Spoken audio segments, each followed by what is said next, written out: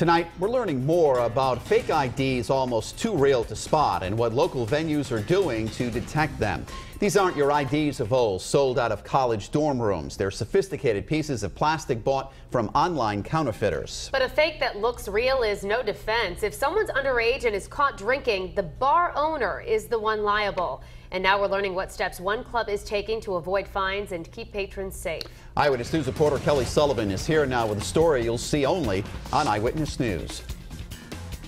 It's just not worth it for bars and clubs to let in underage drinkers. If they're caught, it can cost them up to thousands of dollars in fines and even their reputation. But as we saw firsthand, it's becoming increasingly difficult to spot a fake ID, even to the trained eye.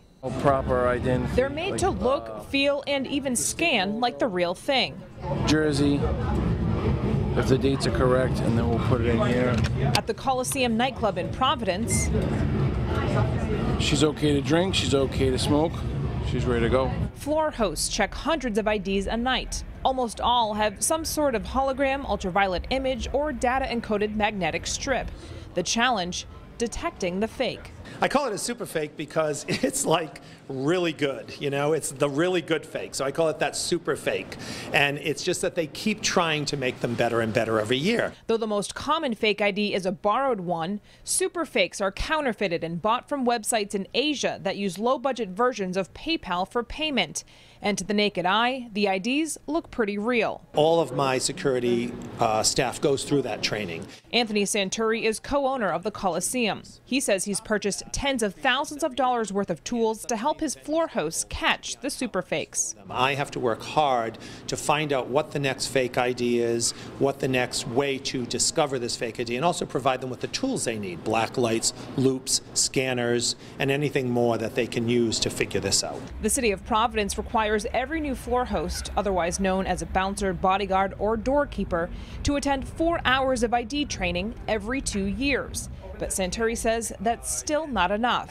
He's hired Fraser Olgren, the same security consultant Providence police work with, to help Coliseum staff stay up to date on ID changes. So just looking at the real and the fake, you can see some subtle differences. For example, they got the color wrong here. Okay, but it has a lot of the features that a New York should. So I guess my point is that at first glance it might be difficult to tell, but once you spend some time, they become much easier to identify. Even with the right tools and additional training, fake IDs occasionally slip through. The Coliseum has been fined several times for serving people underage. It happened. They got by. I don't want that to happen, so I'm investing as much possible time, effort, energy, and money into making it easier for my staff to do their job. The Coliseum isn't the only venue that's been fined for the sale of alcohol to underage patrons. We called the Providence Board of Licenses, and they tell us in 2013, establishments were written up and fined 29 times. In 2014, Providence venues were fined 10 times. 2 bars catering to the Providence College crowd, Ava's Wrath and Louis Tavern, were permanently shut down last year for habitually serving minors.